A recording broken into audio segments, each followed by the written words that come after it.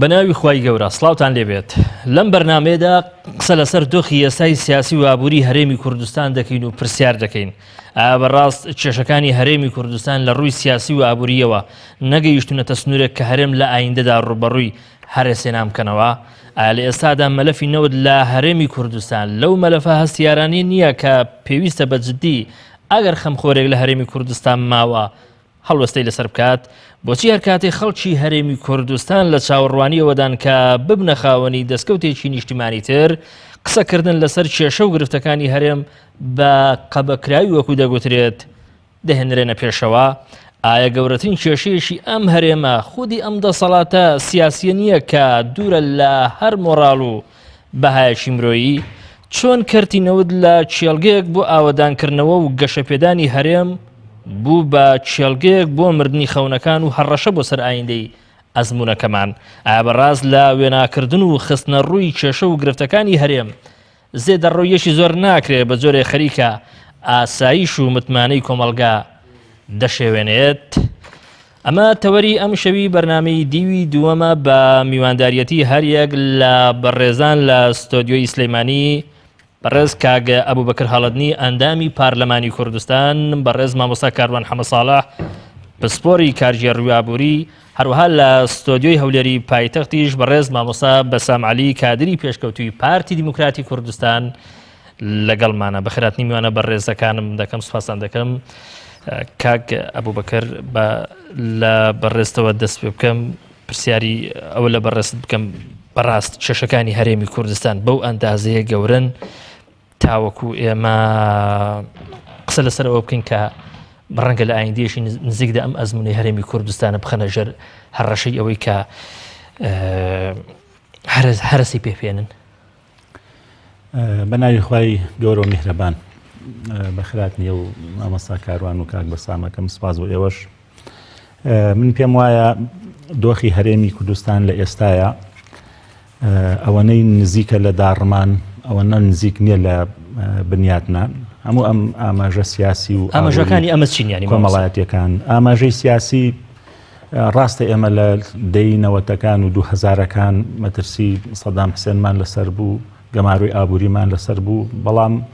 لانی کەم میلەتەکەمان شانیدا بۆ ژێر ئەو بەرپرسیارەتە و دڵی خۆش بوو و ئینتیزار و چاوەڕوانیەکی هەبوو بەڵام ئێستا دوای 26 ساڵ لە حکومڕانی بێمتمانەی لایەنە سیاسەکان لە هەموو کات زیاترە هێشتا مەترسیەکانی سەر ئەم هەرێمە نەڕەویوەتەوە و بەشێکی زۆری پەیوەندی بە فاکتەر و هۆکاری ناوخۆییەوە هەیە هێشتا دام و دەستگاکانی ئەم هەرێمی کوردستانە بە مانای کەلیمە دام و دەستگای نیشتیمانی و شەرعی نین هێشتا هێزی پێشمەرگەی کوردستان و هێزی چەکدار لە کوردستانەوە دەستگا ئەمنیەکان بەدەست حیزبەکانێ و هەر کاتێک بیانە سەقامگیری ئەم وڵاتە ئەشێوێنن لەلایەکی ترەوە شتێک نەماوەتەوە بۆ سەروەری یاسا لە گەورەترین کەسایەتی ئەم وڵاتەوە یاسا پێشێلەکە ڕێز لەو یاسایانە ناگرێت کە خۆی واژۆی کردووە خۆی ئیمزای کردووە ینی ئەمە ئەبینین لەبەرەوە ینی ئەمڕۆ بێمتمانەیی بێهیوایی ناومێدی ئەتوانم بڵم نەسیج و ڕایەڵی کۆمەڵایەتی ئەمڕۆ لە هەموو کات زیاتر لە داڕوخانایە بەڵام هەز ناکەی مامۆستا ئەم ئاماژە و ئەم نیشانانەی کە بەڕێزت پێت وایە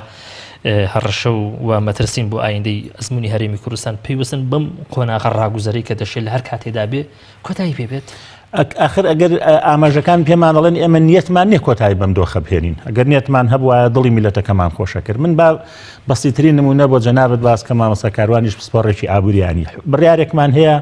بڕیاری ژمارە 64 لە 3 دی 2016 حکومەتی هەرێمی کوردستان دەری کردووە ئەو ستەمەی کە پێڵێن ئەو ستەمە ناڕاو زوڵمە گەورەی کە پێڵەن پاشەکەوتی موچەکە هیچ بنەمایەکی یاسایی نییە لە 7 خاڵ پێک هاتووە ئەو بڕیارە بەرگەی پێنجەمی ئەڵێت لە هەر کاتێکا دۆخی ئابووری هەرێم باش بوو مانگانە ئەبێ حکومەتی هەرێمی کوردستان پێداچوونەوە بۆ سیستەمە بکات یانی لە کاتێکا کە ئەم بڕیاری دەرکردووە نرخی 25 بۆ 26 دلار بۆ ئێستا نزیکە لە 54 دلارەوانێ لە کاتێکا هەرچی ڕسوم و باجی ناوخۆ هەیە هەر هەمووی زیادی کردووە خێرە ئەم حکومەتە گاڵتاکە بە میزاجی ئەم میلەتە ڕۆژێگەڵە مانگی ئازار ڕۆژێگەڵە مانگی ئەیلول ڕۆژێگەڵە هیچ وادەیەک دانانێت کە ئەمە بەسیترین مافی هاوڵاتیانی ئەم هەرێمەیانێکە یعنی کە ژیانێکی کولەمەرجی نەژین بەڵکو ژیانێکی ئابڕومەندانە بژین لە کاتێکا تۆ گرفتی داهاتت نییە لەم هەرێمی کوردستانەیە ئەوەنە گرفتی خراپبەکارهێنانی ئەم داهاتە و نەعەدالەتی لە دابەشکردنا هەتا و لە لایەکی تری شەوانیانی ئەمڕۆ ئێمە لە هەرێمێکانین کە هەرێمەکەی ئێمە بڵێ هەرێمێکی هەژار بێ هەرێمێکی کەم دەرامەت بێ بەداخەوە یعنی ئێمە هەموو مقاوماتەکانی هەرێمێکی گەشتە سندومانتیایە لە کەشت و کاڵ لە گەشت و گوزار لە پیشەسازی کوا پێم بڵێ ئەو دەستکەوتانەمان پێ بڵێ لانی کەم لە 2004 تا 2014 ئەو دە ساڵەکە ئەبواە دە ساڵی گەشتە سندن بواە زیاد نزیکەی 100 میلیارد دلار لە بەغاوە تەنها وەرگیراوە بێجگە لە داهاتەکانی ناو خۆ پێم بڵێ بنیەی تحتی هەرێمی کوردستان بنیەی تحتی 100 میلیارد دلارە هی ئەو دە ساڵە لەسەر هەموو سێکتەرەکانی کۆمەلگا زۆر چاکە مامۆستا بەسام هەزناکەی فعلەن ئێمە لە هەرێمی کوردستان یعنی ژیرۆدەین بە کۆمەڵێ کێشەوە گرفێت بە جۆرێکە ئایندەی ئەزمموی ئەم هەرێمی کوردستانە دەخاتە ژێر پرسیاری جددیەوە لەسەر ئاسی ناوەخۆ گوێ لێبوو مامۆستا ئەبوبەکر کۆمەڵێ ینی گرفتی باس کرد لەسەر ئاستی دەرەوەش ئێمە ئەگەر تەماشا بکەین ئەم گرفتانە هەن ئێمە لەگەڵ بەغدا پەیوەندیمان کێشەی تێدایە لەگەڵ وڵاتانی دراوسێ خۆ دەزانی پەیوەندێکی دابەشبوون بەسەر هێزە سیاسەکانی هەرێمی کوردستان لەگەڵ ئەو وڵاتانی کە زلهێزن لەسەر ئاستی گیان تا ئێستا ئێمە نازانین چ جۆرە پەیوەندیەک ئێمە بە ئەوانەوە دەبەستێتەوە کەواتە کاتی ئەوە نەهات و ئێمە دام بۆ دابنین کە بەڵێ بەڕاست ئێمە گرفتاری کۆمەڵی کێشەی زۆر گەورەین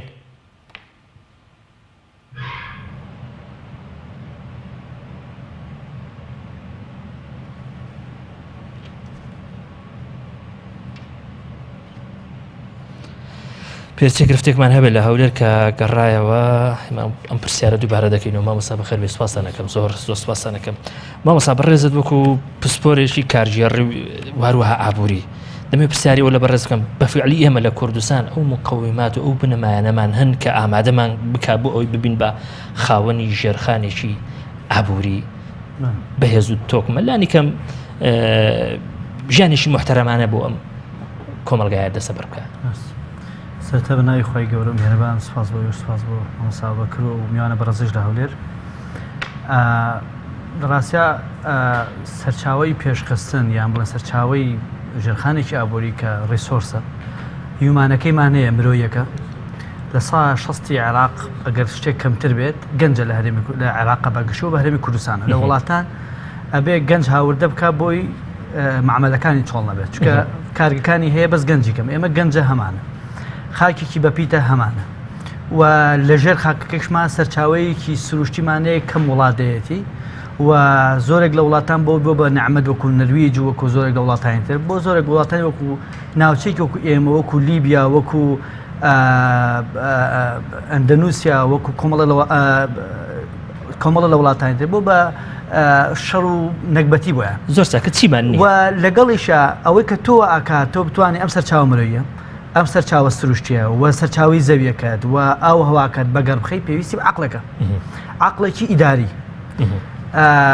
کێشەکە لەوایە ئێمە ئەوانەی کە لە شاخ بوون لەگەڵ ڕێز و حورمەتی زۆرمان بۆ خەباتیان و ئەمەی کە ئێمە هەمانە ئێستا بەریڵەنچی ئەوانە و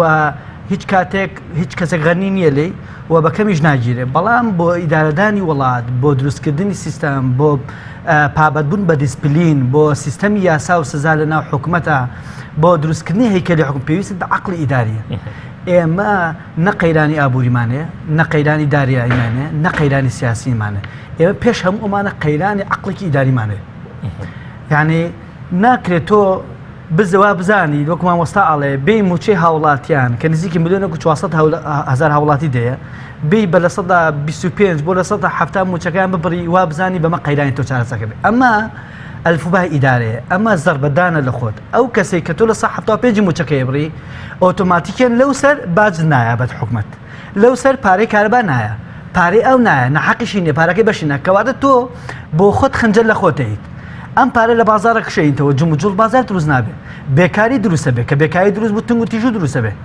ئاسایشی کۆمەلگا دەکەوێتە خەتەریاتەوە قەیرانی عەقڵی ئیداریمان لە هەرێمی کوردستان قەیرانەکە ئەم قەیرانی عەقڵی ئیداریە ئەم قەیرانی عەقڵی ئیداریە لە هەرێمی کوردستان بۆچی کە دەگەڕێتەوە بۆ ناو حزب ئێمە نایبینین خۆت دەزانی ئەوانەی کە بەرپرسن لە پەرپێدانی ئەم ژێرخانێکی ئێستا ئێمە دەمانەوێت لە ڕووی اقتصادیەوە قسەی لێ بکەین بۆ کۆمەلگا لە پێشخستنی ژێرخانی ئابووری بۆ حیزبەکانیان یا بۆ بنەماڵەکانیان بتوانان و پێشیشان خستووە. خۆی عقلەتی بەڕێوەبەری حیزب زۆری فەرقە لەگەڵ حکوومەت. ئەبینین حیزبەکەی دەنگێکی زۆری هەیە، دەنگێکی زۆری هەیە، بەڵام لەوانەیە مؤهل نەبێ بۆی حکوومەتێکی باشە بۆ بەڕێوەبەرێ. زۆر جان هەموو کادیرە سیاسەکانە هیچیان ناچنە حکوومەت، کۆمەڵی گەنجا بە بڵێن گەنجیش نەبێ، بەڵام خاوەنی پسپۆرێک بێ لە بواری خۆی ئایباتە پێش بۆی حکوومەتەکە بەڕێوەبەرێ. بەڵام من لێرەوە ئێڵەم لە پێشووتری شاوتمە ئەو گەندەڵی و ئەو دزی و فزیەی کە بەپرسان لەناو حکوومەت ئایکن لەناو حیزبەکەی خۆیان بیکەن دەریانەکەن بۆ لەبەر ئەوەی ئەو زۆر جا بەرامبەر بە حیزبەکەی خۆی بەرپرسە، بەس بەرامبەر بە 5 ملیۆن هاوڵاتی کە چۆ دەستە سنووقی دەدەنگی یاوتێ بۆی بێ بە وەزیریە لە ڕێ حیزبەکەیەوە بۆ بێ پەرلەمانتاریان بەرامبەر ئەمانە بەرپرسان بۆیە لە پەڵەمە ئەمە قەیرانی هەستی بەرپرسایەتیمانەیە. فەرموو ئێستا هاوڵاتیان کێشەی کارەبایانێ، کێشەی سوتەمەنیانێ، کێشەی موچەمان کێ هەیە تا ئێستا داوای لێبوردنی کردبێ لەم قەیرانانە. چ بەرپرسێک هاتووە تا ئێستا بڵێ من نەمتوانی ئەرکەکەم بە خۆی جەبەجێکەم نا باسداش نەدرێت ئەوە ئەزعف ئیمان ئەوەیە بێت دەست لە کار کێشێتەوە نایبینین بۆ لەبەرێمە هەستی بەرپرسایەتیمانەیە. و خاڵێکی تر کە من لە قسەکانی کاگە بکرەوە مەژم بکە شتێکی باس کرد ویست شتێک کە ویست نەبوو یعنی لە پرۆسی چاکسازی ئەمە شتێکی علمیە بۆی تۆ بگەی بە قۆناغی چاکسازی و پلانەکە دایم دوای جێبەجێکی سەرەتایەتیش تۆ پێویست بەویستە کە ویستت نەبوو 1000 پلاندانە جێبەجێ نابێت هەروەکو ئەو وڵاتی ئێمە ئەم هەموو یاسا لە پەرلەمانە دەرەچێ هەموو یاسای جوان ئەم هەموو قسە جوانانە کە ئەکرێت بۆ چاکسازی ئەم کۆربند و کۆبوونەوە و بانکردنی بانکەکانی نێودەوڵەتی بۆ قسەکردن لەسەر ریفۆرمی ئابووری هیچی جێبەجێ ناکرێت بۆ لەبەرەی ویستێ نییە مانەوەی ئەمان بەم ئاوەلێڵێ ئەمە قەناعەتی منە چونکە قسەیەکی تر هەیە ئایا ئەگەر ئەمان بەم شێوەیە بن و بەردەوامیش بن چ زەرەرەکە زۆر لەبەرەوەی دەنگدانیش دیسان خۆی پرۆسەیەکی پڕە لە گەندەڵی ئەمانە خۆی بۆ خۆی دەنگدەری جێگیران دروست کردو لە ڕێی بندیوارەوە لە ڕێی موچەی ناشەرعیەوە بۆیە نەبایکیان بە هاوڵاتیان نەبایکیان بە پێش چاکسازێ نەبایکیان بە گۆڕەکاری زۆر چاکە. مامۆستا بەسام پرسیاری ئەوم لە بەڕێزت هەیە بەڕاستی کاتی ئەوە نهاتوو ئێمەدان بەوە دابنین کە لە هەرێمی کوردستان فعلەن ئێمە گرفتاری کۆمەڵێ کێشەی زۆر قوڵ و گەورەین لەسەر ئاستی ناوەخۆ ئێمە خۆت دەبینی لایەنەکان بێمتمانیەشی قوڵ لە نێوانیاندا هەیە دام و دەستگاکان خۆت دەزانی تا نزیک لەبەر یەک هەڵوەشان دەکرێت ینی بڵین ڕۆیشتوون دام و دەستگای ئاساییش هێزەکانی پێشمەرگە هێشتا دەگوتری ئەمانە هێزی نیشتیمانی نین ئەوەندەی کە هێزی حیزبین لە ڕووی ئابووریەوە بە هەمان شێوە لەسەر ئاستی ناوەخۆ ئەگەر ئێمە بەم شێوێ حاڵمان بێ دەگوتری لەسەر ئاستی دەرەوەش بە هەمان شێوە بنمونە لەگەڵ بەغدا پەیوەندیمان خراپە لەگەڵ وڵاتانی دراوسێ پەیوەندیەکان ئەوەندەی پەیوەندی حیزبین دابش بوون بەسەر حزبدا ئەوەندە پەیوەندی نێوان هەرێم و ئەم وڵاتە ئیقلیمیانە نین بە تایبەتی ئێران و تورکیا لەگەڵ ئەو وڵاتانەی کە وڵاتی زلهێزن تا ئێستا ئەو پەیوەندی کە هەیە لە نێوان هەرێمی کوردستان و ئەو وڵاتانە پەیوەندی ناڕۆشنن نازانین ئەم جۆرە پەیوەندی چ جۆرە پەیوەندیەکە کاتیەوە نەهاتووە دام بە حەقیقەتی ئەوە دابنین کە ئێمە هەڵگری کۆمەڵی ئیشکال و گرفتی زۆر زۆر گەورین لە هەرێمی کوردستان.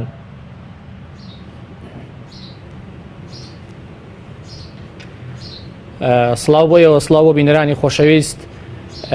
دانان بەوەی کە گرفتمان هەیە شتێکە و ئەو وێرانەی کاگە بووبەکریش باسی کرد کە داڕماوە و شکستی هێناوە و بەرەو نەمانە چ شتێکی ترە بە دڵنیاییەوە دەسەڵاتی کوردی وکو هەر دەسەڵاتێکی تری دنیا کە موکوڕی هەیە گرفت هەیە لەم وڵاتە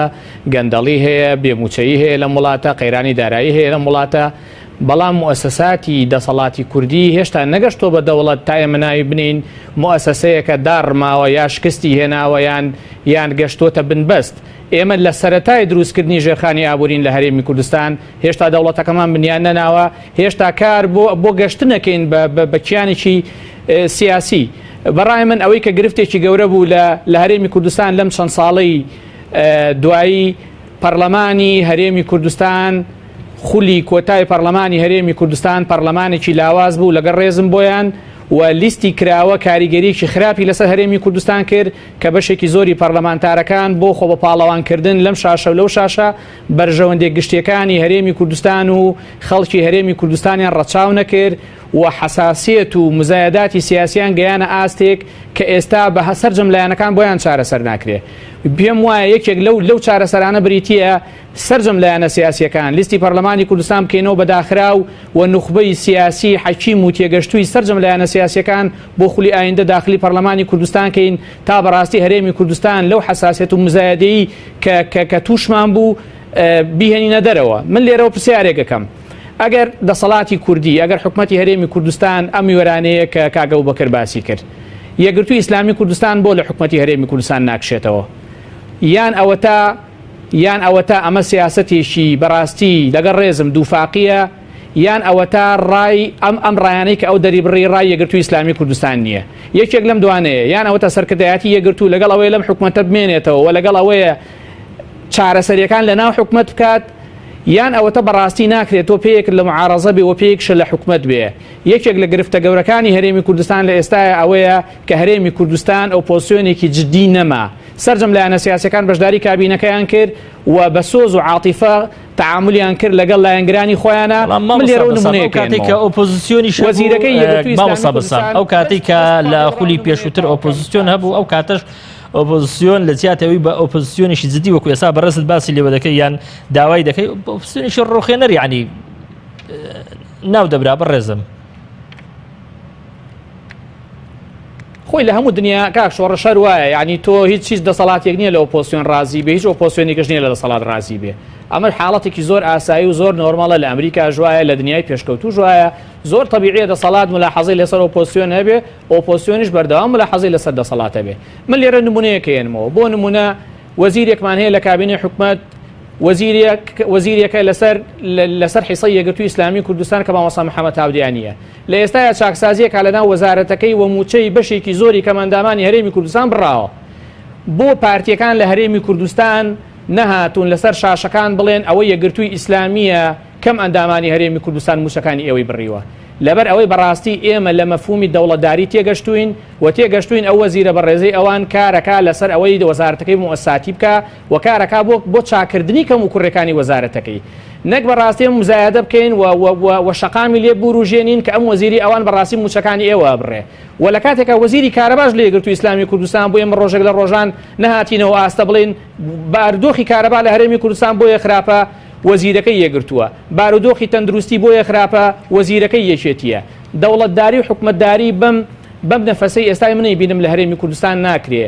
لە کاتێکا تۆ بەشداری کابینەی حکومەتەکەی کابینەی حکومەت ئەجندەیەکی هاوبەشی سەرجەم لایەنە سیاسیەکانی هەیە لە کارەباشەکان هەمومان هاوبەشین لە کەم و کوڕەکانیش هەمومان هاوبەشین ناکرێ بەڕاستی هەموو کارەباشەکان ئەو لایەنە سیاسیانە خۆیان بکەن بە خاوەنی و هەموو کەم و کوڕەکانیش بن بەسەر پارتی دیموکراتی کوردستانە کاتی ئەوە هاتووە ئەگەر لایەنێکی سیاسی ملاحەزەی لەسەر حکومەتی هەرێمی کوردستان و دەسەڵاتی کوردی هەیە لە کابینەی حکومەت بکشێتەوە و ئۆپۆزیسیۆن بوونی خۆی ڕابگەێنێ و ئەو کاتە زۆر ئاساییە تێبینی هەبێ بەڵام کە تۆ لەناو کابینەی حکومەت بووی پێویستە لە ڕێگای وەزیرە بەڕێزەکانی خۆتەوە لەناو کابینەی حکومەت تێبینەکانت بخێتە ڕوو لەناو ماوەسا بەسام حەزناکە لە ئێستا کێشەکانی هەرێمی کوردستان بەڕێزم چ کێشە سیاسەکانی چ کێشە ئابوووریەکانی لەوەر دیارتر و لەوە گەورەترن ینی چوزانم بیان بەستینەوە بەوەی کە هێزێک یا دوو هێز یا سێ هێز لەناو حکوومەتن یاخود با لەناو حکوومەتدانە بن هەزناکە ئەم قسەیە کۆتایی پێهاتۆ بەڕێزم من پێم وانە کۆتایی پێهات بێت بارودۆخی هەرێمی کوردستان ڕۆدارایەکەی دیارەوە قەیرانێکی داراییە ناوچەکەی گرتووەتەوە هەرێمی کوردستانیشی گرتووەتەوە ینی تۆ دەوڵەتێکی سعودی گرتووەتەوە ئەوەی کە بارودۆخە سیاسیەکەیە چی ئێمە گەیان لەو بارودۆخە سیاسیە بە ئێستا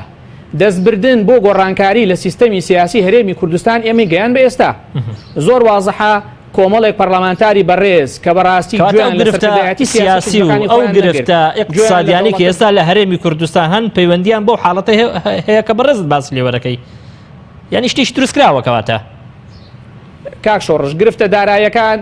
گرفتە داراییەکان جیاوازە گرفتە سیاسیەکان جیاوازە گرفتە داراییەکان پەیوەندی نییە بە تەنگژە سیاسیەکە گرفتێکی داراییە کۆمەڵێک هۆکاری تری هەیە شەڕی داعش دابەزین نرخی نەوت هاتنی ئاوارە کەم و کوڕی لە مؤسساتەکانی خۆمان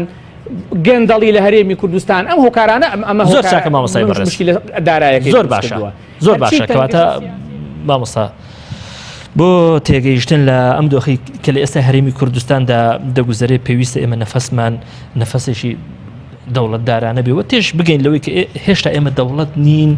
و دەوڵەتمان بنیاد نەناوە بەڕاستیانی ئەوەی کە ئێمە دەوڵەت نین مانای ئەوە نییە کە دەشێ هەندێک شەو ڕوو بدا کە لە حاڵەتی هەبوونی دەوڵەت ئەم شتانە بوونیان نابێت. یەکەم دەوڵەت خۆی لە خۆیان ینی مەبەست و غایە نییە. دەوڵەت ئەوانەی کە میکانیزمێکە وەسیلەیەکە کە تۆ خزمەتی هاوڵاتیەکانی پێەکەی خۆلی بیا دەوڵەت بوو. خۆ سەدام حوسێن و عێراق لە ساڵی 21ەوە دەوڵەتە. خۆ سووریا دەوڵەت بوو بەڵام بوو بۆ دۆزەخێک و جەهەنەمێک بۆ هاوڵاتیەکانی کەواتە کۆمەڵە گرفت لە کۆمەڵاتی ئێمە ینی ئەگەر بمانتوانێت لەم 26 ساڵە ئەزمونێکی جوانمان پێشکەش کردا لە حکومڕانی دڵی هاوڵاتیمان خۆش کردا کە لە ڕوانگەی ئەم نموزەجەوە سەیری دەوڵەتی کوردی بکەن ئەوە حەقی خۆی بوومان وتایە کە دۆخەکەمان بەرەو باشتر ئەڕوات. دووەم مشکلەی ئەمە لەگەڵم عەقڵێتی وەکو کاک بەسامایە کە ینی جارێ یەکەم وەک ئەوەی کە حکوومەت بە مڵکی باوکی خۆیان نەزانن برادەرانی پارتی کوردستان و لەسەر ئاستی سیاسیش ینی ئەم جۆرە قساناکەن بەداخەوە ینی کە چێ ئەم وڵاتی بە دڵنیا بڕاتە دەرەوە چێ ئەم حکوومەتی دڵنیا بڕاتە دەرەوە. حکوومەت ئێمە کە چوین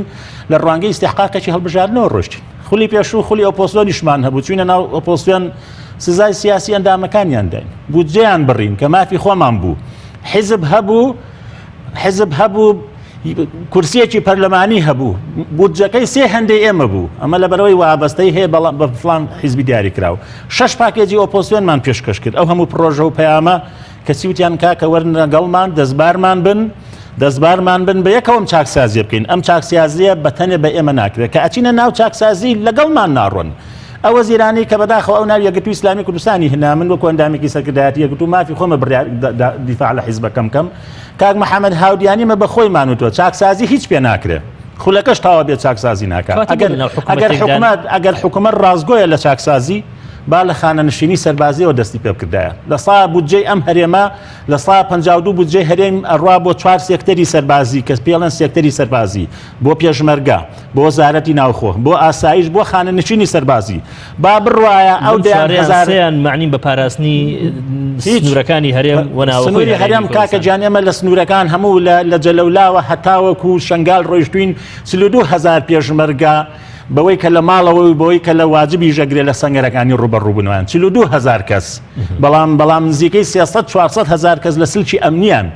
بەدەیان هزار لەوانە لە ڕاستیە کۆنە بەحسی و کۆنە جاش و کۆنە ئەنفالەکانن کە ئەمانە بۆ وەلای حیزبی بووە مشتێ دەنجی تەزویر بۆ ئەمانە بەخێویان نەکەن. بە هەزارەها کوردمان نەبینی لە ئەوروپاژی بێجگە لەوانەی کە ڕێزم هەیە بۆیان کە پیانەوترێ پێشمەرگەی دێرین کەمەندانی سەنگەر زیندانی سیاسی ئەو سێ توێژەی لێ دەکە کە ئەوانش عەدەدەکانیان مەحدودە بە هەزارەها خەڵک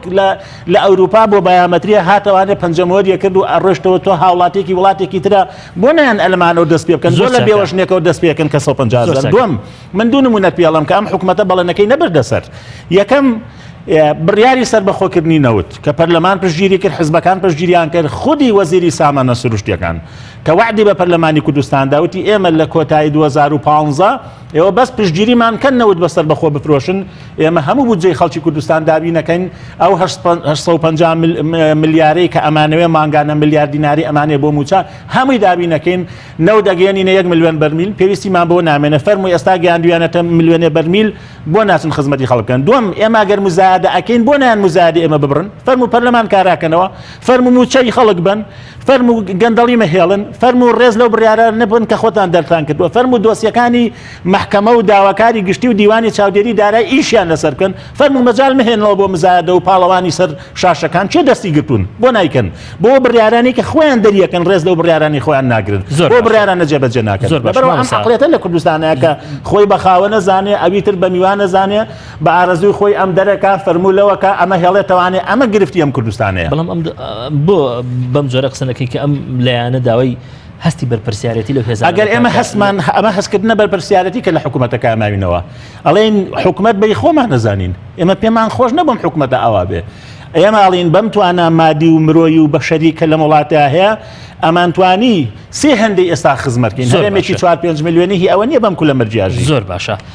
مامۆستای بەڕێز کاک سالار مەحموود یەکێک لە پەرلەمانتارەکانی یەکێتی نیشتیمانی کوردستان لە پەیامێکیدا کە بڵاوی کردوێتەوە لە سەرەتاکەیدا ئاوەها دەست پێ دەکات دۆسەی نەوت کوردستان بەرەو هەرس و ئابڕوچوونی تر و قات و قوڕی دەبات. دەمەوێت پرسیاری لە ئەوە لە بەڕێز بکەم هەر بە فعلی ئەوەی کە ئەم پەرلەمانە بەڕێزە حەزەری لێداوە وهایە دۆخی کردینەوە لە هەرێمی کوردستان بەم جۆرەیە کە ئەم پەرلەمانتانە بەڕێزە باسی لێ دەکەن یان لەمەدا زیێدە ڕۆیەک هەیە و پێویستە لەسەری بۆستین و لە ڕاستیە من لێرەک و کەسێکی گادەمی قسەکەم وە کاتێککە قسەگەن لەسەر فەشەلی حکومڕانی دژایەتی هیچ لە ناکەین بەڵکو بەسامە چەند نمونەیتر ئەبێ خۆیاندان بنن بەوەی کە ئەم حکوومەتە فاشیلە و هەلو ڕانگۆشەوە ئێمە کاتێککە قسە لەسەر نوتەکەین لەسەر ناشفافێتەکەین قسە لەسەر حەقی کوی کۆمەلگاکەین نەک لەسەر حەسەی فلان حزب و فلان حزب بێمەوە سەر ئەو قسەیەوە بۆکو ئەکاری پرسیارەتی ئێمەیە پێشبینی بکەین پێشبینەکان پێشبینەکان بە دەنگی بەرز بێ ئەگەر خەڵەتکەین لێمان ببورن ئەگەر ڕاستیشگەین داوای مەمنونی ناکەین بۆ ئەوەی هاوڵاتیان بە چاوەڕەشم ئێمە 3 ساڵ لەوم پێش و بەلەف لامانە وتمان ئەگەر بێت و نەوت شەفاف نەکرێ زیادکردی بەم نەسا زیادکردنی هەموو بیرە نەوتێک زیادکردنی هەموو یەک بەرمیل نەوت زیادکردنی خەفەتەکە بۆ هەرێمی کوردستان و بالفعل دوای 3 ساڵ بەردەوام بەم شێوەیە خەفەتمان زای کردووە هەناردەی نەوتی زای کردووە چونکە ئەم قسەی لە خۆمان نایکەین قسەی عیلمێ لە وڵاتێکا کە شەفافێتی نەوتی نەبێ ئەو وڵاتە کۆمەڵە مافیا دروسە بن بەرژەوەندی شەخصی و حیزبیان گەورەترێ لە بەرژەوەندی نیشتیمانی گەورەترێ بێت لە بەرژەوەندی حکومەت بۆیە وازهێنان لەوە بمانای وازهێنان لە ژیانی خۆی ئەمە خاڵە هەر پێشبینیمان کردو و تومانە فرۆشتنی نەوت لە ڕێی تورکیاوە بە شێوەیەکی وازەح یەکەم سودمە تورکیایە بانقی هەڵک و بانقەکانی خۆی پارەدارەکە ئەو بانقە هەڵک تەنها پارەکە لەوێ نامێنێت ئەچێ بۆ بانقەکانی تر ئەچێ بۆ بەرهێنان و کارتەکانی دوو لە دوای گەشەسەردنی ئابووری تورکیاوە کە حکوومەتێکی باشیانەیە ڕاستە دژایەتی ئێمەکەن بەڵام خۆ ئێمە وڵات بۆ ئێمە دروست ناکەن خزمەتی خۆیەکە کەرتی ئابووری بەرەو پێش بردووە کە من خۆم دیراسەیەکەم لە ساڵی 2013 لەسەر بەراوردی 10 ساڵی حکومڕانی عێراق لە دوای پرۆسی ئاسادی لەگەڵ دوای هاتنی ئاکپارتی کە چی کردووە ئەم وڵاتە بەلێک لەسەر سێ پێویستی بۆ وزە زیای کردووە بۆ کەرتی وزە و بۆ ئەوانە و بە کۆی گشتی لە ساڵ 95 وزەی ئەو وڵاتە لە دەرەوە بێت هەرێمی کوردستانی کەوتەتە بەردەست وزەیەکی زۆر گازێکی زۆر پارەیەکی بەلاش نزیک باشە ئێمە وتمان تورکیا زۆر سودمەند بنەوە هەرێمی کوردستان ئەگەر بێوێ سودمەند بێ و بێوێ هاوڵاتیانی سودمەند بێ و سەربەرز بێ ئەبێ پرۆسەی نەوت و فرۆشتنەکەی شەفاف بێ و بە نیشتیمانی بێ بەڵام ئەوە تا ئەبینین ئەوە مامەڵی داناغازێتی و من تەحەدایەکەم کاک بسان بزانێت لەم مانگەیە چەند نەوت هەنار دەکراوە بە حەقیقی مانگی داهاتوو ئەمڕۆ دوێنێ ئێتۆ تو عین چ وڵاتی گەمەرێمی لە وڵاتانی تر مۆبایلەکەت بکەرەوە ئەچێ سەر وێبسایتی وەزاری سامانی وڵاتێکی خۆت ئەزانی ئەو ڕۆژە چەند نەوت ڕۆشتووە و بە چ سعرێ فرۆشراوە ئێمە ئەو نەوتە بە دۆلار پارەکە ئێتۆ لە ئەم وڵاتە ئێستا ئەمریکا تحقیقا لەوەی دۆلارەکە دیار نییە کەس نازانە بۆ کوێچێ کاک بسا مەزانی بۆ کوێچێ زۆر چاکە بەڵام قسەی ئەوە هەیە لە مامەستا کاروانیانی لەو ئاشتیەورانی قسێکی کرد ئەندازەیەک لە ڕاستی تیا بوو تی ئەگەر بیگەێنینە ملیۆنێکیش بەم سیستەمەوە هەر کاتە پشتگیری و قسەیم کرد ئەوە ینی من ناوم لا ناڕازگۆیەکی درۆزن ینی بەشێکی ڕاستیە بەشێکی درۆی لەگەڵ خەڵک بەرنامەکەی کاک شۆژ لێرە پشتگیری و قسەمان کرد بۆ لەبەر ئەوەی لەوێ ئەو تۆپەکەی لە بەردەمی خۆی لا لەوێ سەلماندی کە پێچوانی قسەی کاک بسان کەوتی کێشەی دارایی جیاوازە لە کێشەی سیاسی نەخێر ئاشتەوراوی سەلماندی ئەگەر پیش کرد بە 1 ملیۆن بەرمیل ئێمە هەر کێشەی داراین بۆ کات چونکە کێشەی سیاسیمان هەیە ئەمانە تۆ ئێڵم یەکەم جار کە موچە دواکەوت موچەی پێشمەرگە بوو یەکەم کەسم کە لێ دوانمە بۆ ڕادیۆی ناوخۆ و زاتم ما بە دەستخۆم ئەو پێشبینم کرد کە برانی موچە و دواکەوتنی موچە پەیوەستە بە پرسی سەرۆکاتی هەرێم وەرە دوای ئەوە دکتۆر عەزەت و کۆمەڵێکی تر ئێمە شتەکان ڕوونە لای ئێمە لە مەسەلەی ئەکادیمیا تۆ کۆمەڵی وێنێ پارچە پارچە ئەیە لە یەک شتێکە بۆ دەرەچێت بەڵام دەوترا لەوەی کە ئێوە وێنەکە بە شێوەیەکی گشتی وەکو خۆی هەمووی نابینیان هەموو پارچەکان بێکەوە ناکەن هەموو ئەو کەس بنمونە ئێوە ئەوە نابینین کە هەرێمی کوردستان هێشتا دەوڵەت نییە بۆیە ناتوانێت وەکو دەوڵەت مامەڵەیەشی وەها لەگەڵنەوە بکە کە دەوڵەتان دەیکەن دەوڵەت وەک مامەساوی دەوڵەت غایە نییە وەسیلەیەکە بۆ گەیشتن بەوەی کە ئامانجەکان و خۆشگوزارانی بۆ هاوڵاتیان جێبەجێکی باشە دەوڵەت بوون هیچ کاتێک مەرجێک نییە بۆی تۆ چاکسازیکەی ئەسڵەن تۆ پێشەوەی بە دەوڵەت بە چاکسازیکەی زۆر باشە ئەمە خاڵێک وە حەزەکەم ئەوەش بڵام لێرەوە ئێڵم بۆی کەوەی کە وەکو یادێکیش بۆ هەموو ئەو هاوڵاتیانەیە بۆ کۆچکردو نەوشوار مستەفا ئەیڵم بە ئەمانەتەوە کە تا ئەسە باسم نەکردووە لە پێش سەفەری یەکەم جاری بۆ بۆی نەخۆشەکەەوە دیدارێکم لەگەڵ ساز کرد لە ڕێی برادێکەوە ئەو کاتە چەقبەستیەک ڕوویا بوو لە هەرێمی کوردستانە و ئێمە بڕوامانە ئەم چەقبەستیە بەداوام بێ بۆیە حەزمان کرد ڕوویای کۆمەڵە لە سەرۆکان بزای سەکردەکان ئایا ئێوە حەلتان چییە و بەڕاستی بن بە ئومێدێکم بۆ پیاوە بینی کە حەل لەوان نەماوە کە لاەنە سیاسەکان بیگەن ئەبێ ئێمە کۆڵمە دەربین و تەسلیمی ئیرادی هیچ کەسێ نەبین ئەو قسەیەکی کرد کە من بە ئیمانەت تۆ ئێڵم و هیوادارمەوە قەدڕوونەیە وتی ئەگەر بەم بڕۆ بەم شێوەیە وتی هەرگیز من دژی دەوڵەتداری نیم و بوون سەربەخۆی نیم و حیزبەکانی تیژ بامان شێوان سەرۆکی حیزبی ئیسلامیەکانە هەمویان بەڵام ئەگەر بەم حاڵەوە ئێمە خاو ببینێ دەوڵەت لە لیبیا و یەمەن خراپترمان بەسەرێ چکە تۆ ئەوەی هەوڵی بتەوێت لەگەڵ رووسیا پەیوەندیت هەبێت لەگەڵ ئێران پەیوەندی دەبێت کە پەیوەندیش باش نییە لەگەڵ تورکیا کە تەنها ئەوێ بدۆشێ پارەکەت بەرێ بۆ هەڵبانک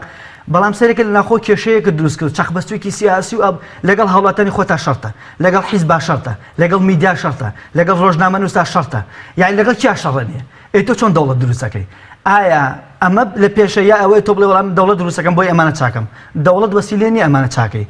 تۆ هەموو سەرچاوەکانی لە بەردەستە بۆ ئەوەی بتوانین دەوڵەت دروستکەین زۆر چاکە مامەستا بەسام کەواتە ئەوەی کە ئێمە دەوڵەت نین مانای ئەوە نییە کە قسە نەکەین لەسەر کێشە و گیر و گرفتەکانمان و هەوڵی چاکردنی ئەو گرفت و ئەو کێشانە نەدەین کە لە ئێستادا هەرێمەکانمان پێوەی گرفتارە بەڕێزت بۆ چونت چێ لەوبارەوە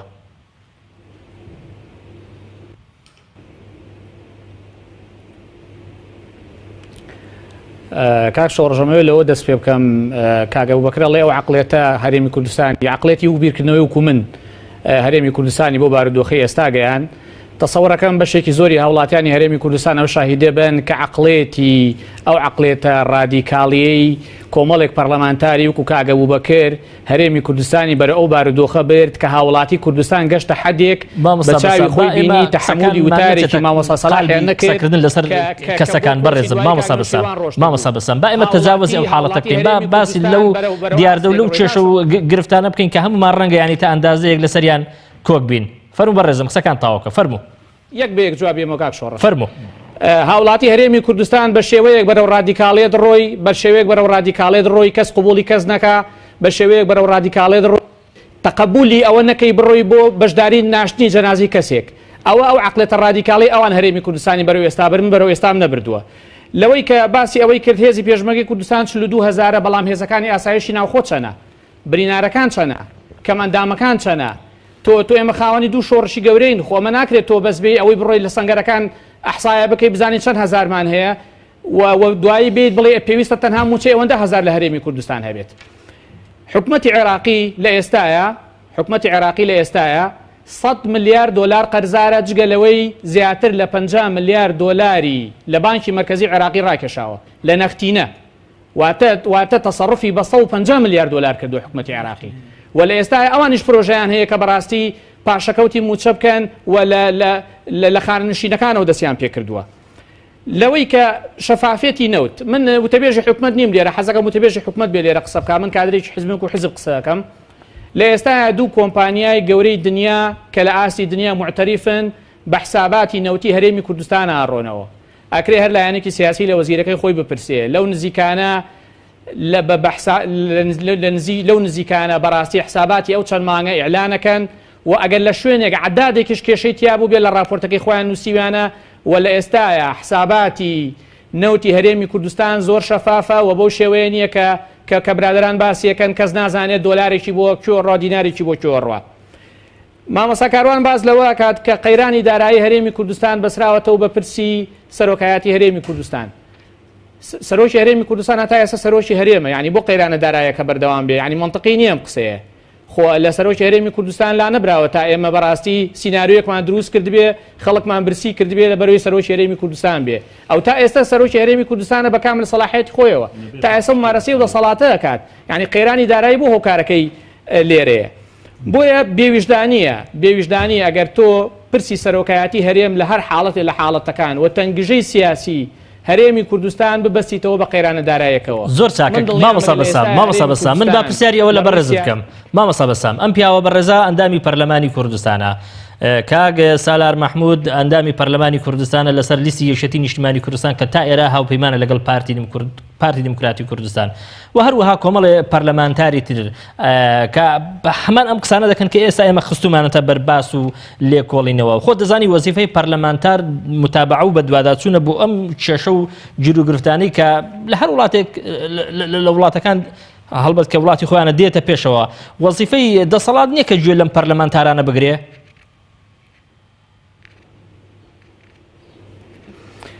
کاک شۆڕش پرسیارەکە لەوێ دەڵێت نەوتی هەرێمی کوردستان هەمووی بە تورکیا فرۆشراوە. با ئێستا بە ئەو وەزارەتی سامانە سروشتەکان و هەموو کۆمپانیا زەبەلەحەکانیش ئێستا هەمویان مەوجودن ئەگەر نەوتی هەرێمی کوردستان بە تورکیا فرۆشرا بێ کاکە لە ئێستا هەرێمی کوردستان عەقدی لەگەڵ بەشێک اختصاص ئابووریە نەزانی نەوتی هەرێمی کوردستان بەکوێ فرۆشراوە طبعا نەبێت لە بانقێکی لە بانقی وڵاتێکدا بنرێ طبعا ئەبێ لە بانقێکدا بنرێ خۆ تۆ ئێمە دەوڵەت نین طبعا لە بانقێکی تورکیدا بنرێ و حساباتەکەشی پێشتر ئەو حساباتە بەناوی چێ بوو بەناوی وەزیری دارایی بوو وەزیری دارایی پێشتر تەحکومی پێکرد وەلە ئێستا کاقوبات و لیژنەیەک تەحکومی پێکەن یعنی ناکرێت تۆ هەموو حکومت بێنی کورتی کەیتەوە لە سەرۆکی حکومت لەگەڵ وەزیری سامانە سروشتەکان کە پارتی و بڵێ پارتی لەم حاڵەتە هەمووی لەسەر شانە لە مەسەلەی ئێستەی داناغاز کە باسە کرد و کاکسالار شتێکی نووسیوە و کاگە و بەکری شەر قسەی هەیە لەسەری داناغاز 23 ملیارد دۆلاری لە حکومەتی هەرێمی کوردستان نەبردوتەوە لا ئەسڵ لەه ولا ئەساس تەنها داوایەکی تەقدیم کردووە لە یەکێک لە دادگانیە و دەوڵەتیەکان لەسەر ئەوەی کە حکومەتی هەرێمی کوردستان ملزم کا کە 23 ملیارد دۆلار زۆر طبیعیە کرێت داناغاز بڵێ حکومەتی هەرێمی کوردستان ملزمە 300 ملیارد دۆلار با بە من بەڵام کەیسی ئاوای نەبردوتەوە داناغاز و ئەم مەسەلەیە هەر وەکو چی لێکرا وەکو ئەو قەرزە نێودەوڵەتی لێکرا کە بەڕاستی بەبێ تێگەشتن فەوزایەکی گەورە لە هەرێمی کوردستان دروست کرا کە نابێ قەرزی نێودەوڵەتی وەرگرین و ئەبین بەربنباری قەرزەوە ئەخیرن هاتینە سەر ئەوەی ئەسڵەن خەڵک قەرز بە ئێمە نایە ئێمە دەوڵەت نین تا قەرزی نێودەوڵەتیمان پێ بدرێ و دەوڵەتێکی وەکو ئەمریکا 19 بلیۆن دۆلار ملیارد دۆلار نا بلیۆن دۆلار قەرزارە دەوڵەت نییە لە دنیای قەرزار نەبێت سعودیە 137 ملیارد دۆلار قەرزارە لە ئێستاە ئیماراتی عەرەبی 136 ملیارد دۆلار لە ئێستاە قەرزارە قەرزی نێودەوڵەتی ئەمە لە بنیانانەوەی ژێرخانی دەوڵەتە بەکارهاتووە بۆیە زۆر ئاسایی بوو ئەگەر بێت و قەرزی نێودەوڵەتیان بە ئێمەش باە پرسیارەکە لێرەیە کاک شۆڕش ئەو عێراقی کە بەشێک لە پەرلەمانتارەکانی ئێمەش دیفاعی لەکەن لەو قەرزە نێودەوڵەتیانی کە وەری گرتووە کوا پشکی هەرێمی کوردستان لە قەرزی نێودەوڵەتی ئێمە لە دانەوەی قەرز شەریکین بەڵام لە وەرگرتنی قەرز هەتا ئێستا هەرێمی کوردستان مستەفید نەبووە لەو قەرزە نێودەوڵەتیانی کە عێراق وەریگرتووە مەگەر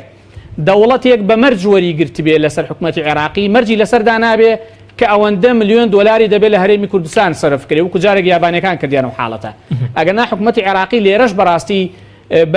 بە هیچ شێوەیەک نەهاتووە بە پیری ئێمەوە ئەم قسانەی من ئەوە ناگەێنێ من نامەوێت قسەکان هەموو لەوە کورتکەمەوە کە لە هەرێمی کوردستان برسێتی نییە قەیرانی دارایی نییە هەمومان بێپارە نین من لەگەڵ لە یەک جملا کورتیەکەمەوە پێویستە ئەو لایەنە سیاسیانەی کابینەی حکومەت و بەڕێوە بن پێویستە بەرپرسیارەتەکەی هەڵگرن یان لە کابینەکە بکشێنەوە پێویستە ڕازگۆ بن لەگەڵ جەماوەرەکەیان یان ئەوە تا بەڕاستی کابینەی حکومەت بە هاوبەشی لەگەڵ پارتی ئەو لایەنانەی یانەوە بەشدار بن پێکی بێنن یان ئەوەتە بکشێنەوە ئۆپۆسیۆنێکی جدی بن لە هەرێمی کوردستان ڕەخنەی خۆیان بگرن ئیش لەسەر باشکردنی کەم و کوڕەکان بکەن بەڵام ناکرێت بەڕاستی ئەوان لە ناو دەسەڵاتی سیاسی بن و پەرلەمانتارەکانیشیان لە ناو معارەزە بێت ئەوە هەرێمی کوردستانی بەرەو بارودۆخی ئێستا برد و من تەمەنای ئەوە کەم کە پەرلەمان کارا بکرێتەوە و پەرلەمانی داهاتوومان پەرلەمانێکی کارابێ زۆر باش پەرلەمانتارەکانی داهاتوومان پەرلەمانتارێکی بە ئەزمون بن دوور بن لە مزایدات و لە دروستکردنی حساسیت زۆر چاکە من مادەم باسی پەرلەمانی کارا و هەروها بە ئەزمونت کرد پێم خۆش ینی بزانم ینی کارایی پەرلەمان و بە ئەزمونی پەرلەمانتاران بە مەفهومی بەڕێز ینی چی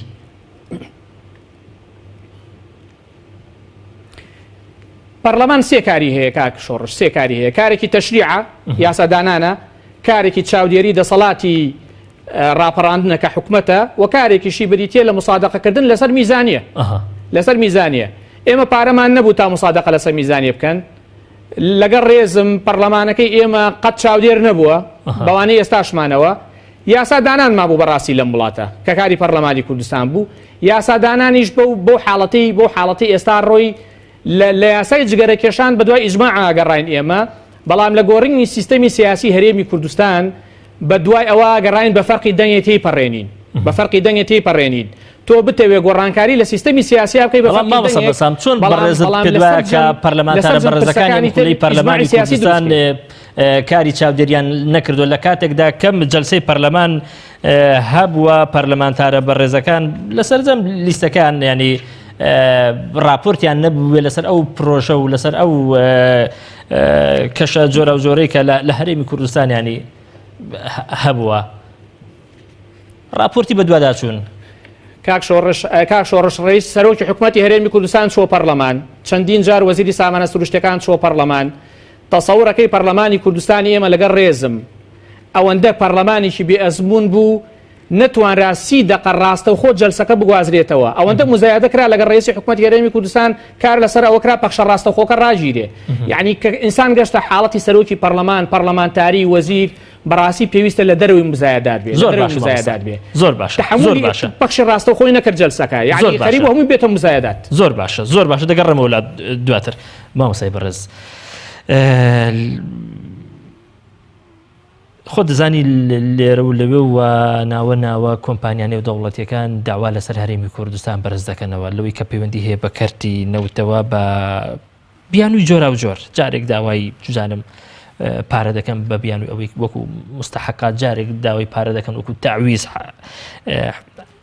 حەز دەکەم ینی حقیقەتی چیرۆکی داوای ئەم کۆمپانیانە لە هەرێمی کوردستانێک بۆ بنەر ڕوونکەوە ئەمە چی ینی چی دەگوزارێت چی ڕوو دەدات خۆی لە ڕاستە تا ئەسە زۆر هامزە پێم وانە تەفاسیلەکەی نە من بیزانم ئەم برایش کە لە حیزبی دەسەڵاتداری یەکەمە و لە حکوومەتەکەشا بیزانێ تەفاسیلەکەی ئەم دەسەڵاتە بەڵام ئەوەوەی کە بەدا چونمان کردبێ ئەزانین کە شەریکەی داناغاز شەر بە شەریکەی کرێسنتی ئیماراتیە ئەم دوانە پێکەوە عەقدێکیان کردووە کە پەرەپێدان بنن لە کۆمەڵی کێڵگەی گازیە لە منتیقەی ئەوەی کە پێوتێ منتیقی سلێمانی و ئەوانە کە کاڵم سلێمانی محافظی سلێمانی واتە ینی ئەچێتە چەند ماڵ و ئەوە ئەمە لێەوە هاتوون دوای عەقدێکیان کردووە لەگەڵ دوو شەریکەی یەکیان هەنگاریە یەکیان ئوسترالیا MOL و OMV ئەمانە یەکێ لە شەریکەکان MOL پسپۆری هەیە لە بواری پرۆدەکشن ینی بەبەرهێنانەکەیوە لەگەڵیشا تەسویقی فرۆشتنەکەی ئەمە دیسان لێەوە ئەمانە لەگەڵ کۆمەڵ لە شێ هۆڵدەر خاوەن پشکی ینی بەشداری لە هابووکەی پێوترێ ئەمانە پایپلاینێکیان بەدەسە کە لە ئوسترالیەوە ئەچێت بۆ هەنگاریا لێەوە ئەچێت بەرەو تورکیا ئەمە ئامانجێکیان هەیە بۆ نمونە کە هەیمەنەی گازی ڕووسی کەم بکەنەوە و ئەوروپا زۆر پشت بەوان نەبەس ئەمە یەکێک لە ئامانجەکانە ئیتر تۆ لێەوە بیل لە دەستە سیاسەکە بکەوە لە مۆزوعە منە لەو ناڵم لێرەوە کە هاتوو دێر ئەم ناوچێ ئەگەر بێت و ئەم پرۆژێ سەری بگرتایە هەم لە ڕووی غازی سروشتیەوە هەم لە بەگەرخستنی هەلی دەستی کارەوە هەم لە هاتنەوەی دارایەکی زۆر بۆ هەرێمی کوردستان و هەم لە ڕووی ناساندنی هەرێمی کوردستان و کوردستان سەرچاوێکی دەوڵەمەندترین وزەکە لە ڕووی مەسەلەی گازەوەیە بەڵام کاتێک کە حکوومەتی وەزارەتی سامانەشار لە پڕ ئەڵێ ئێمە بە ئەو عەقدەی داناگاز کە لەگەڵ شەریکەی MOL و DMV کردوێتی ئێمە قایل نین لەبەرەوەی لە ساڵ هەفتای پشکەکەیان بردووە بۆ قایلنی فەرموو کەشفیکە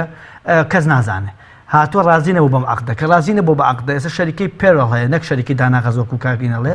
دیارە متابعی نەکردووە شەریکەی پێرڵ ئەو شەریکەیە کە ئەم دوو شەریکە پێکەوە دروستیان کردووە مۆزوعی شەریکات زۆر قوسە ئەوە ئاسانێت تۆ لێ تێگەی و ئەوە ئاسانێت تۆ لە شەریکەیەکی پەبلیک کە هەموو هاوڵاتە سەهمی ئێستا تۆ توانین بچی سەهمی داناغاز بکرێت لەڕێی ئینتەرنێتەوە ئەو بەهستی بەرپرسیارەتی دارایی هەیە بەرامبەر هەموو خاوەن سامێک هەر کاتێککە ئەو ماوەی پێشوو کە ئەو داوای بردەوە یەکسەر نرخی ئەسهومی شەریکەی داناغاز بەرز بووە بۆیە ئەو ئیش لەسەرەوەکە لە بازاڕە بمێنێتەوە نەگوەک هەرێمی کوردستان 5 بلێن هاوڵاتیان حسابی خاوەن سامیشی بۆ ناکەن نە لە لەوتا نە لە ژیانە نە لە کارەبا نە لە هیچ بەڵام شەریکەوە تا حسابیەوە کاڵە 22,000 کارمەندم بێ ئەبێ لە کار نەکەوێ ئەبێ بچم تۆ زەرەر داوە لە من ئەبێ قەرەبووم بکەیتەوە بۆیە ئەوە ئێستا پێڕش خەریکی ئەوەیە نەک داناغاز پێڕڵ ئەوێ داوایەکی تر ئینکە داوای 26-25 ملیار دۆلارەکە بکە بەڵام ئەوە نییە ئەمە چوبێتە ئەوەی کە یەکلا بوو بێتە بۆ ئەوان بەڵام لەگەڵ شالەوان ئەم برادیسان ئاگای لێ نەبێ حکوومەتی هەرێمی کوردستان بەڵێ پارەی ناردۆ بۆ داناغاز وەکو ئەوەی کە کەیسێکی دۆڕانە بێ نزیکی 45 ملیۆن دۆلار زیاتریشە و تەنانەت داناغاز خۆی لەگەڵ شەریکەکانیە داوای کردووە کە پارەکانی تریشی بنێ. زۆر باشە. داناقاش حەزەکەم ئەو ئاماژەم داناقازیش نایەوێ هەموو پرۆسەکە بە سیاسی و بە یاسایی وا بڕوا کە دەستگرێ بەسەر مڵکۆینا لە ڕووی یاسایەوە کۆمەڵێک لە محامەکانم شەریکاناڵن کە ئەتوانێت دەستگرێ بەسەر مڵک و ممتەلەکاتی حکوومەتی هەرێمی کوردستان لە دەرەوەیان لەناوەوە لەناوە و ئەتوانێت لە دەریشەوە بەڵام ئەو پرسێکی یاساییە بەڵام کێشەکە لەوایە ئەمە کە ئیمزاکراوە من لە زەرەکەی بەرپرسم تۆش و مامەسا ئەوبەکر و ئەو برایش نەک تەنها حیزبی پارتی یایەکێتی یان ئاشتێورامی ئیمزاکە بەناوی حکوومەتەوە کراوە بەڵام ئەو ناوێت دەستگرێ بەسەر ممتەلەکات ئەوێت لە ڕێی مساڵەحە و بە قیست پارەکە بدرێتەوە و حکوومەتی هەرێمی کوردستان سەراحەتەن ژێربەجێش خەریکی ئەو مساڵەحەیە. زۆر باش زۆر باشە مامۆسای پەرست دەگوتری هەر کاتێ ئێمە هەنگاوێک نزیک ببینەوە لە بەدەستێنانی ئەو حقوقە نیشتیمانیانەی کە چەندجیلێکە ینی لە کورد چاوەڕێی دەکا دەست بەجێ کۆمەڵی خەڵک لێرە و لەوێ دەست دەکەن بە گەرمکردنەوەی ئەو قسەکردن لەس ئەو کێشە و بێشانەی کە لە قۆناغی ڕاگوزەری ئێستادا لە هەرێمی کوردستاندا هەیە. بنمونە لە ئێستادا دەنگ و باسی ئەنجامدانی ڕێفراندۆم و چوزان ڕۆیشتن بەرەو سەربەخۆیی هەیە هاوکات لەگەڵ ئەمەدا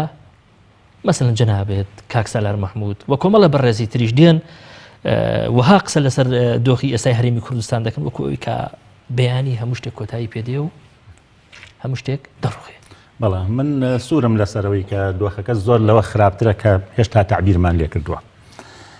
خاڵی دووهەم پرسی ڕیفراندۆم و سەربەخۆی و گشتپرسی نەک من هیچ تاچێکی کوردستانی و هیچ هێزێکی کوردستانی ڕەتی نەکردوێتوانێ بەڵام قسەمان لەسەر تەوقیت هەیە قسەمان لەسەر میکانیزمەکەی هەیە ئێمە ئەڵێن ڕیفراندۆم و گشتپرسی پێویستی بە 4 کۆڵەکە و پایە هەیە. ئەم 4 کۆڵەکە و پایە هیچی بنیاد نەدراوە پێویستی بە تەبایی ناوخۆ هەیە نیمانە پێویستی بە تەفاهم لەگەڵ بەغایە هەیە نیمانە حتا یاسای ژمارە 22 ساڵی 2007 یاسایی کە پێوترێ نەوت و گازی ئەوەی هەرێمی کوردستان ینی بەندێکی سەربەخۆی تایە باسی هەماهەنگی و هاوکاری لێوان هەردوو حکوومەتەکە بۆ ئەو مەسەلەیە. خاڵێکی تر پێویستی بە گرنتی نێودەوڵەتی هێوەریگرین پێویستی بە دڵنیاکردنەوەی دەروجیرانەکان هەیە. ئەم 4 شتە کووە ئەبواە ئەمە بە گیانی تیم و هەرەوەزی و دەستە جەمعی و ڕۆڵدا بەشکردن هەمومان ئێستا لە مەیدانەکە بووینایە بەڵام تۆم هەنگاوانت بینیوە دڵی میلەتەکە خۆش کردووە کە دوو ڕۆژیکە یەکەم جارە لە مێژووی میلەتەکەی ئێمەدا ڕیفراندۆم و گشتپرسی ئەکرێ بە دڵێکی خۆشەوە ئەم هاوڵاتی بڕاتە بۆ سەر سنووقەکانی دەنگدان ئەگەر داوای سەبر لە میلەتە گرن ئەی باشە ئەمان بۆ سەبر لەگەڵ لەسەر خۆش گوزەرانەکانی خۆیان ناگرن بۆ ئەو هەموو مڵکەی هاوڵاتیان کە داگیریان کردو لە ناو هەولێری پایتەخت و لە شوێنە گەشتیاریەکان و لە هاوینە هەوارەکان بۆ نایجێڕنەوە بۆ میلەت بۆ دەست لە بانقە تایبەتەکانیان هەڵناگرن لە کۆمپانیا تایبەتەکان هەڵواگرن لەبەرەوە ئێمە ئەوتومانە وەکو یەکگرتووی ئیسلامی کوردستان ئەڵێن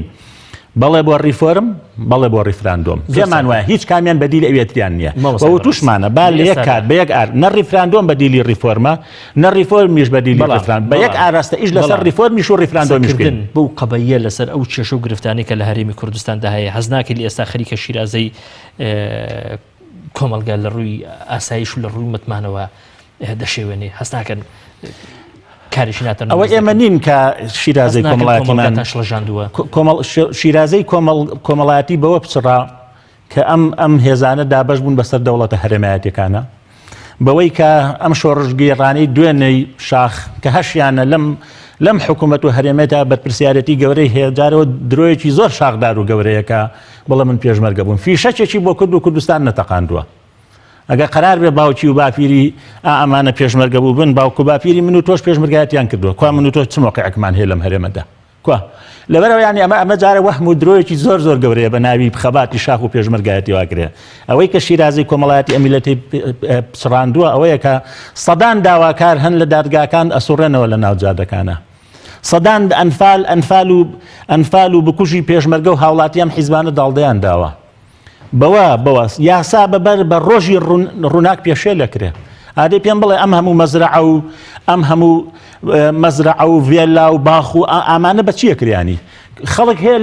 لەم باخانەی دەور و پشتی هەولێر لەم سیتە کوی مێرگەپانە تەنها باخەکەی بای 400 دەفتەر دۆلارە لە هەشتاوە معاشی وەزیری بۆ حساب کە هێشتا سامانەکەی زۆر لەوە زیاترە ئەمە شیرازەی کۆمەڵایەتی ئەمیلەتی نە قسەی ئێمە کە قسەی حەقایقەکەین و ئێمە لەوانەیە کاک بەسام خۆی لە ناو خەڵکانەژی بەزێمە ڕۆژانە لە ناو خەڵکاژین بێکارەباین بێ ئاوین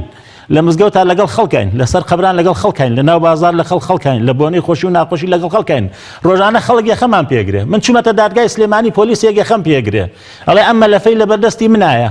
2 وەرەقەی لێ دەرهێنم بیەم بە 2 دەفتەر دۆلار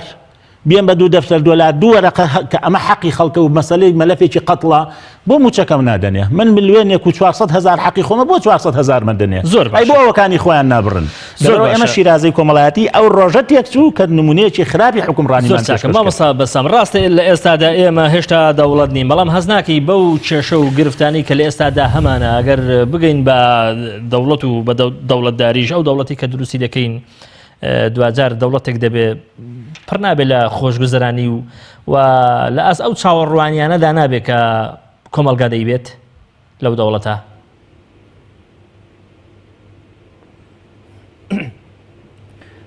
بەڵێ کاک شۆڕژ من لە ناو خەڵکاژیم بۆ معلومات ئەمە کرێت چیم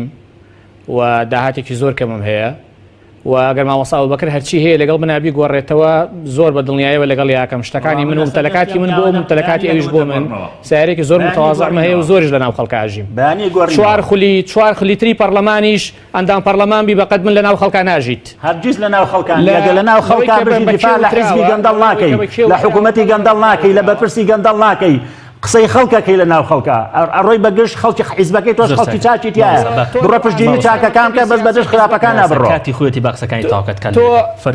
تۆ لەو ئاستەی کە مەکتەبی سیاسی حیزبەکەت بەیاننامەی لەسەر دەرکردی کە صاحبی قسەکان کە تعبیر لە خۆتەکەی تۆ یەکگرتو بێبەری خۆی بێبەری کرد لە قسەکانی تۆ من یەکەم دەنجی حیزبەکەی خۆم هێناوە کوڕەفەقی یەکەم دەنجی کۆنگرەکەی خۆم هێناوە من تعبیر لە یەکگرتووی ئیسلامی کوردستان دەکەم لە هەردوو بەڕێسا دەکەم تەجاوزی حاڵەتە شەخسیەکان بکەن بۆ بەرنامەکە و بۆ خۆشتان یەکگرتو خەریو بێتە دوو یەکگرتو ئەو خەونەتان نایەتە یەکگرتووی ئیسلامی کوردستان ببێ بە یەک باو یەکگرتومانیە لە سۆران و لە بادینان مامۆستا کار لێ دەکەم ئەزانمەوە خەونیەوەیە مامۆستا نهێڵی هەرەوە مابوو یەکگرتوش بکەیتە دوو باڵ مامۆستا بەسا تەوەرەکە بەڵێ قسە لەگەڵ بەغدا کراوە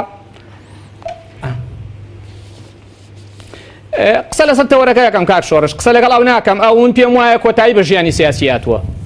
من هیچم و حاکم نییە کوڕە فەقیرێکم نەخۆم بۆ سەرۆکی هەرێم داناوە نەبووە بۆ سەرۆکی حکوومەت داناوە ژیانی سیاسی من دە زیادە ماوم کاکە گیان لەژێر کونە تیارە و ئەلفال و جیاباران و لە زیادە ماوەمەوەی کە هەمە کاکە هیچ طموحێکی سیاسی نەماوە لە خوا لە خۆڕازی هیچ پۆستێکم نییە لە دەستی بم تۆ طموحەدەیە کاکە ئیشەڵا خوای گەورە لێ رازیە بێت بۆ حاڵێکێکی زۆر چاکە کات مامۆستا کاتم کەم ماوە تۆم نەکردووە من بێمە سەر تەوەر کاک شۆڕژ واز لەوە بێنین من بەڕسمی قسە لەگەڵ بەغدا کراوە لە مەسەلەی ڕیفراندۆم و سکرتێری گشتی نەتەوە یەکگرتووەکان بە راپۆرتێک ئاگادار کراوەتەوە کە خەڵکی کوردستان ئەوێ ڕیفراندۆم بکە وەزل هێزەکانی دنیای چەند جارێک لێ ئاگادار کراوەتەوە تا ڕادەیەکیش دەوڵەتانی دراوسەی لێ ئاگادار کراوەتەوە سەرجەم لایەنە سیاسیەکان نوێنەری خۆیان بۆ لیژنەیەک تەرخان کردووە کە ئەو لیژنەی سەرپەرشتیکردنی ڕیفراندۆمی هەرێمی کوردستانە بێ ڕاو سەرنج و تێبینیان وەرەگیرێ و ئەمە هیچ لایەنێکی سیاسی لێ ناکرێتە دەرێ سەرۆکی هەرێمی کوردستان داوای لە هەمویان کردووە کە ئەندام بنتیایە نوێنەری خۆیان بۆ ئەو پرسە گرنگەی هەرێمی کوردستان دیاری بکەن زۆر باشە سپاس دەکەم زۆر سپاس 30 ثانیە بۆ تۆ ئەگەر ئەم سلسلەی شەکوە و سکاڵایانەی کۆمپانیان نێودەوڵەتیەکان لە هەمبەر هەرێم و لە هەمبەر نەوتی هەرێمی کوردستان بەردەوام بێ ئێمە چاوەڕێتی دەکەین دوجاریانی لە کەرتی چیمان بۆ دەمێنێتەوە دۆڕانەکانم بەردەوامە لە دۆڕانی سیاسی هەم لە دۆڕانی ئابووری هەم لە دۆڕانی دارایی و لە دۆڕانی ئیداریشە بەڵام حەزەکەم جابی ئەو برای بە مەکاڵێ وەگەوەی کە ئێمە لە شتەکە نەزانێت ئەڵێ پارە نەدە لەکوێدا هەر لە بانکدارێ بەس پێم بڵێ پارێنە و لە هەڵ بانکدارێ چەندێکە تا ئێستا ئاگادارە ئەگەر بێجگەل